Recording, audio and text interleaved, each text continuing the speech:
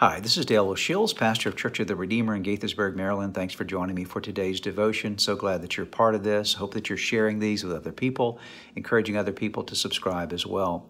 I just want to talk to you today about one key element of a relationship with God and with others. Jesus was asked the question one day, what is the most important commandment of all? And he answered by saying, the most important commandment is this: love the Lord your God with all your heart, soul, mind, and strength, and then love your neighbor as yourself. Notice that statement, love your neighbor as yourself. We've talked about the fact that our most important relationship is with God. And then as we have a relationship with God, then we must also learn how to properly love ourselves.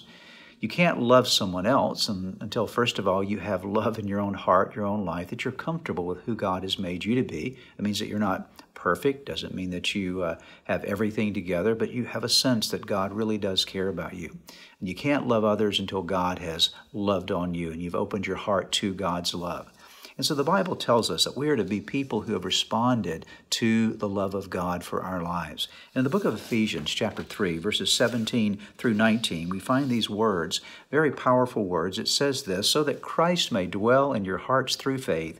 And I pray, Paul says, I'm praying that you, being rooted and grounded or established in love, may have power together with all the Lord's holy people to grasp how wide and long and high and deep is the love of Christ, and to know this love that surpasses knowledge, that you may be filled to the measure of all the fullness of God. And the Apostle John writes this in 1 John chapter 3, verse 1, see what great love the Father has lavished on us, that we should be called children of God, and that is what we are. The reason the world does not know us is that it did not know him.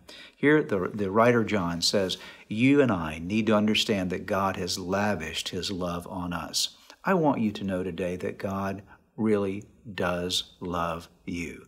I made that point very, very intentionally, that God really does love you. Oftentimes we feel, my goodness, how could God love me? And the reason for that is because we know all the bad things about ourselves, all the imperfections in our life. We wonder, how could God love someone as imperfect as us? But he loves us with an eternal love, with an unconditional love. He loves us in a way that when we embrace that love, it actually draws us to him instead of sending us from him. So let me encourage you today, know that God really does love you. You're loved by God, and when you begin to understand his love, you're more capable of loving others.